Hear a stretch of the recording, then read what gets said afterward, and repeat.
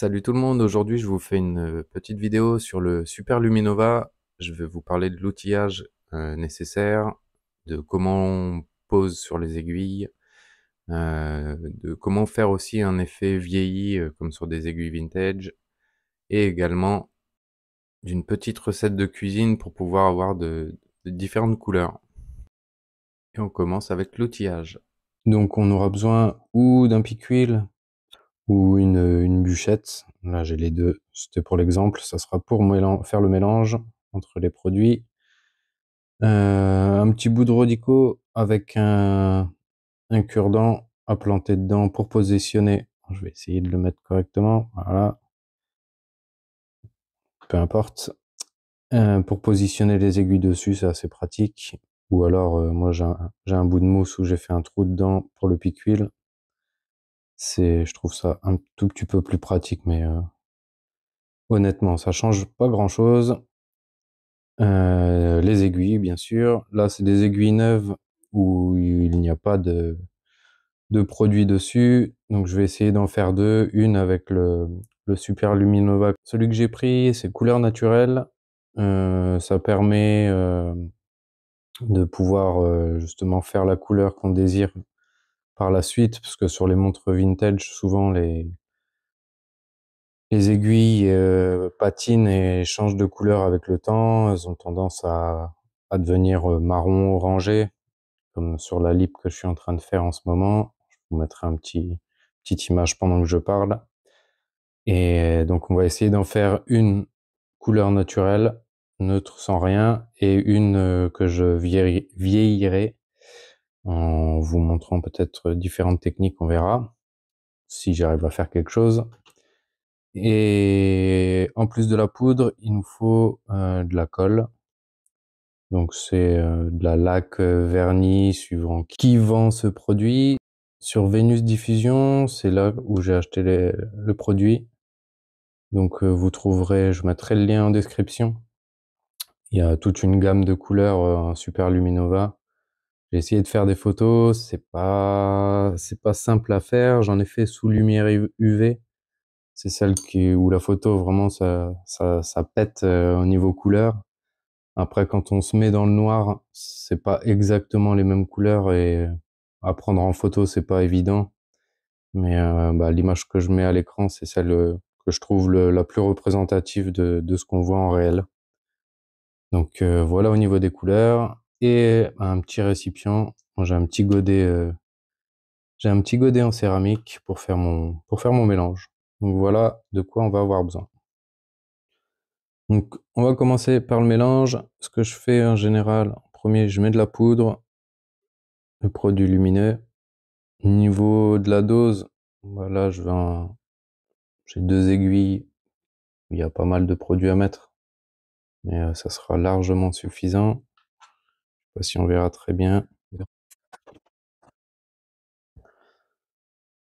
on voit peut-être mieux. Ensuite, je prends mon petit pot de laque. Faut éviter de le laisser à la lumière, ce produit-là, puisque je vais le refermer, voilà, puisqu'il sèche aux UV, oui, forcément, s'il durcit avant même que vous l'ayez sorti du pot, ce serait dommage. On touille. Je vais essayer de vous montrer. Ben là, j'ai mis beaucoup de poudre pour très peu de colle au final. C'est la pression de faire ça en direct. Je plaisante. Je me suis loupé, c'est tout. Mais ça me donnera l'occasion, parce que ça peut arriver. Et là, j'ai des lumières de partout, ça doit pas aider. Le produit devient assez épais assez rapidement. Bon, je vais essayer de vous montrer quand même.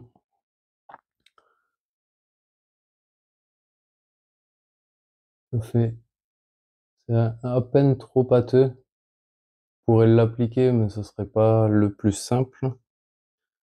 Donc, ce qu'on peut faire dans ces cas-là, mais j'utilise un diluant en peinture, vernis.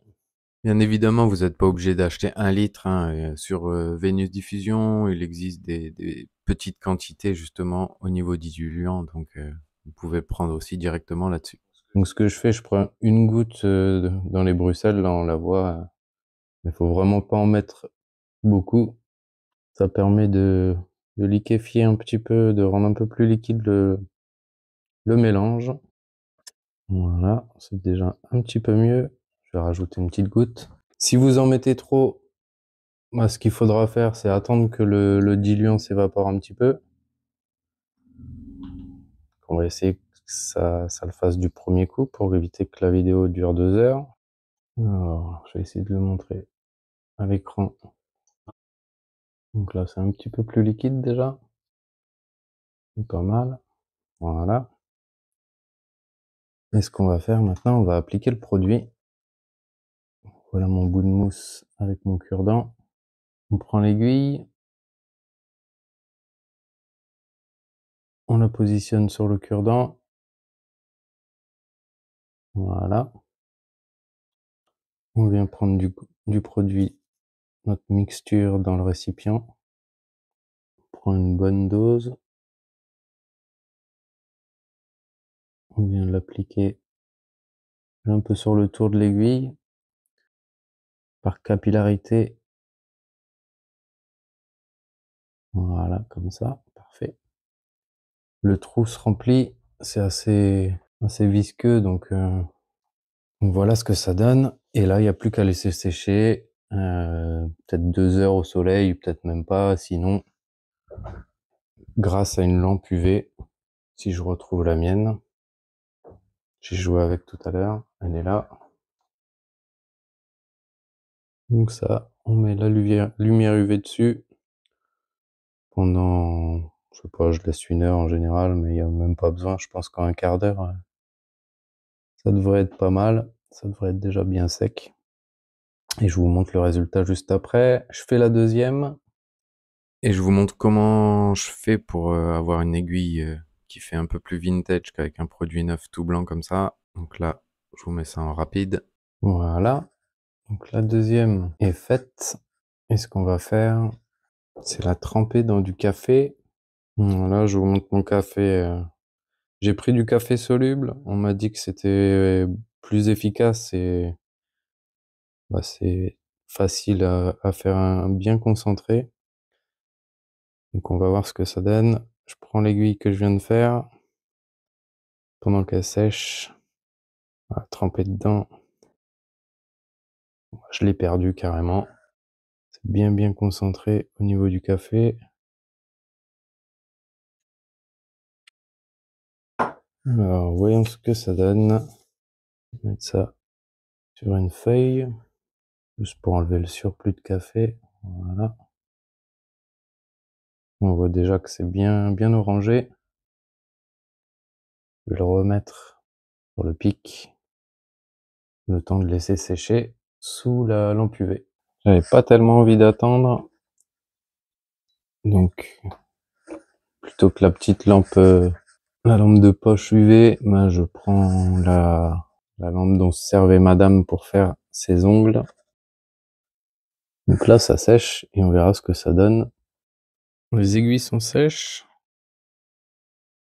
J'ai passé un petit coup à l'eau, bah, j'ai pas filmé, mais l'aiguille où il y avait du café dessus, parce que j'avais trempé complètement dans l'aiguille, du coup elle était pleine de café. Ça avait l'air bien jaune, orangé, mais en passant juste un petit coup d'eau dessus, bah, c'est revenu assez clair au final. En même temps, ça paraît logique, je voulais aller vite pour la vidéo et faire plein d'essais, mais en une soirée, c'est compliqué de laisser sécher bien comme il faut le café. Je sais que j'ai vu des techniques où certains mettent au four, mais c'est pareil, j'avais pas envie, de perdre trop de temps non plus avec ça. Donc ce que j'ai fait, j'ai recommencé, tout simplement. Mais avant, bah, il fallait nettoyer l'aiguille, donc j'ai trempé l'aiguille dans le diluant. J'ai laissé 5 minutes. Bon, l'aiguille ça part super bien, hein, surtout là, il était à peine, tout juste sec et je venais de le poser, donc ça part tout seul. Là, j'ai frotté au pinceau pour essayer d'enlever les taches que j'avais fait avec le café. Bon, ça part pas, ça c'est pas très grave. De toute façon, c'est juste pour tester la couleur que j'aimerais avoir, le vieillissement que j'essaye de faire. Et donc, on va recommencer une deuxième fois avec une deuxième technique. Bon, on va retenter. Donc, je vais repartir de ma base de tout à l'heure. Elle est déjà un peu plus pâteuse, mais ça devrait le faire. Au pire, comme je disais, on rajoute une mini goutte de diluant. On va faire ça. On met vraiment juste une goutte ou deux pour pas que ça soit trop liquide cette fois. Attendre de voir que ça s'évapore pour pouvoir filmer. Voilà. Donc ça fait environ, ça fait presque 3 heures que j'avais fait mon mélange. Ce que je vais faire, ce soir on expérimente. Qu'il y en a qui mettent carrément l'aiguille au four, mais comme je disais tout à l'heure, j'ai envie de faire au plus simple, comme souvent, hein, la facilité. Bref, j'avoue. Donc je vais mettre une goutte de café directement dans mon mélange et on va voir ce que ça donne. Ça donne pas mal au niveau de la couleur, c'est un peu de mal à se mélanger. Bon, après avoir bien mélangé, ça semble homogène, c'est plutôt une bonne couleur. Et on va appliquer ça sur l'aiguille et je vous montre de plus près juste après le séchage. Après un petit quart d'heure de séchage, voilà ce que ça donne. Donc là, on voit bien une différence entre les deux. Je sais pas si on voit bien à l'écran.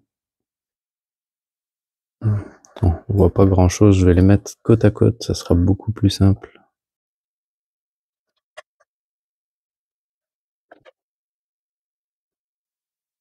Là, on voit la différence. Essayer de rapprocher un peu. Bon, on fait pas attention à la propreté de l'aiguille, hein, c'est vraiment pas ça. Le truc, c'était juste pour voir l'effet orangé. Franchement, ça donne plutôt bien. Je suis assez content du résultat. Donc, c'est le mieux que j'ai eu. Plutôt que de tremper direct dans le café, de rajouter du café bien concentré dans le mélange. Et ben voilà ce que ça donne. Voilà, sans le mélange, c'est très blanc. Et voyons ce que ça donne au niveau de la luminosité.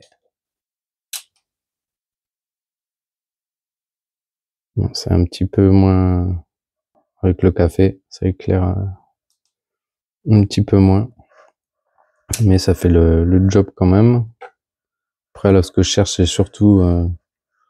surtout pour vieillir le produit, enfin le changer de couleur et faire comme si c'était une aiguille vintage, comme on peut le voir sur pas mal de montres. Et maintenant, on va passer aux recettes de cuisine, puisque j'ai fait 2-3 tests, puisque je voulais essayer de me rapprocher au plus des couleurs que j'avais sur la lip, sur l'ancienne lip, et je vais vous montrer un petit peu ce que j'ai réussi à faire. C'était des essais, hein. Puis là, c'est filmé en gros plan, ça fait pas forcément hyper propre, mais ça donne plutôt pas mal. Premier essai que j'ai fait pour me rapprocher du orangé jaune que j'avais sur la lip, j'ai rajouté du curcuma. Je sais que ça colore pas mal, donc je me suis dit on va essayer de mélanger ça à la poudre directement, histoire déjà de faire un premier mélange à peu près homogène avant de mettre la colle, enfin la laque. Bon, ce qu'il y a, c'est que les grains, enfin la poudre de curcuma, elle est un peu plus épaisse que la poudre lumineuse, donc on verra ce que ça va donner. D'ailleurs, avant de mettre la laque, ça faisait pas spécialement très jaune ou orange, parce que je m'attendais à avoir du orange. Mais là, en mettant la colle, on le voit tout de suite, c'est super coloré. J'étais assez content. On voit quelques particules, quelques grains, on peut dire. Ça a du mal à se dissoudre juste avec la colle. Mais en mélangeant bien correctement, ça donne un bon résultat. Je vais le tester sur un cadran émaillé. Je vais faire plusieurs points avec différents petits tests et on va voir ce que ça va donner. Donc, bah, entre la pose déjà et le séchage, il faut savoir qu'il y a une petite différence. Bah, dans la texture, ça fait super brillant là, puisque c'est encore liquide. Mais une fois que c'est sec, ça fait plus mat. Mais en comparant au blanc qu'il y avait d'origine, ça fait vraiment une super belle couleur. Par contre, bah, comme je voulais juste essayer d'ajouter de la couleur sur les éléments manquants, sur les aiguilles et le cadran de cette lip. Là, on voit que ça fait beaucoup trop jaune par rapport à ce qu'il y a. Donc, je me suis dit, quitte à mettre des épices, on va en rajouter un petit peu. Du coup, j'ai mis du paprika. Je vous dis, aujourd'hui, c'est recette de cuisine. Pour tester, j'ai jamais testé, hein, c'est vraiment de l'improvisation pour la vidéo. Alors, on va voir ce que ça donne tout de suite. On rajoute un tout petit peu de paprika. Par contre, le grain est plus épais encore que celui du curcuma. Donc là, vous voyez, ça fait plein de grains. Donc j'ai essayé de frotter un maximum pour essayer de dissoudre tout ça. On met ça sur le cadran à côté de l'autre pour voir la différence. Donc là, on voit bien que c'est déjà plus orangé qu'avec juste le curcuma. Ça donne bien aussi. À voir si ça correspond au orange que je voudrais obtenir pour la lip. Tant que c'est pas sec, de toute façon, c'est difficile de déterminer, mais après plusieurs tests, bah, après avoir laissé sécher, déjà, c'est encore trop orangé. Et sur le coup, je me suis dit, quitte à être dans les tests, je vais rajouter encore un petit ingrédient. Cette fois, on sort de la cuisine et on va rajouter. J'ai un compas qui traînait que j'utilise pas tous les jours, donc j'ai taillé un tout petit peu de la mine pour ajouter à mon mélange. Et comme je sais pas du tout si ça colore beaucoup, j'en ai mis une petite dose. Et c'était juste pour essayer de retrouver vraiment la couleur que je vois sur la lip. Mais ça reste compliqué. Puis là, on voit encore les petits grains de paprika. Au final, ça colore vraiment beaucoup la mine. Donc là, mon mélange prend une texture assez foncée. Je vais peut-être pas tout mélanger parce que sinon ça risque d'être vraiment foncé. Il y a une partie un peu plus claire sur la gauche du pot. Je vais laisser comme ça et on va tester. Bon, c'est reparti. On reteste ça sur le cadran de travail. Je le mets à côté du troisième essai. Bon, ça reste orangé. C'est un petit peu plus foncé, un peu moins pétant que juste curcuma et paprika. Je vous montrerai ça d'un peu plus près juste une fois que j'aurai posé tout le produit. Pas faire une trop grosse goutte, ça sert à rien. J'aurais pu en mettre un peu plus quand même pour bien voir. Je vais même en mettre sur le bord du cadran de la lip pour mieux me rendre compte sur un support, ça sera plus facile à déterminer si c'est la même couleur ou pas. J'avais fait pareil avec le paprika, mais on voit c'est beaucoup plus orange que les chiffres d'origine. Celui-ci, après, par rapport à ce que moi je vois en visuel et ce qu'il y a à l'image, c'est encore un petit peu différent. Là, on s'en rapproche gentiment. Et après, bah, je fais plein de tests où j'ai rajouté plus ou moins de mine de crayon, du paprika, et c'est pour ça que le cadran que je vous montre là à l'instant est un peu bariolé. J'ai fait différents tests et je vous réserve la surprise pour la révision de la lip, savoir ce que j'ai fait et comment ça s'est passé. Dernier point, je fais juste un petit test pour comparer la puissance de luminosité et surtout la tenue entre le Super Luminova et une poudre que j'avais achetée et que j'avais testée, une poudre qui vient de chez AliExpress. Donc, bah, il y a une différence de prix, c'est sûr. Ça, il n'y a pas photo. Mais au niveau de la qualité aussi, on se rend bien compte que celui de gauche, donc le produit AliExpress, s'éteint beaucoup plus vite que le Super Luminova. J'ai dû laisser tourner la caméra une demi-heure. Bon, à l'écran, on a l'impression qu'on voit que ça s'éteint complètement. Mais en réalité, quand je suis arrivé dans la pièce, les deux étaient encore lumineux. Celui de droite, le Super Luminova, beaucoup plus que la poudre de chez AliExpress. Donc je rappelle, vous pouvez trouver tous les produits que j'ai utilisés en partie, le diluant, la colle, tout sur Vénus Diffusion. Je vous montre sur le site directement puisqu'il y a vraiment plusieurs gammes à différents prix, il y en a pour tous les budgets. Il y a même des pâtes lumineuses toutes prêtes où il y a besoin d'acheter, juste ça et si on a un petit pic huile, on est bon.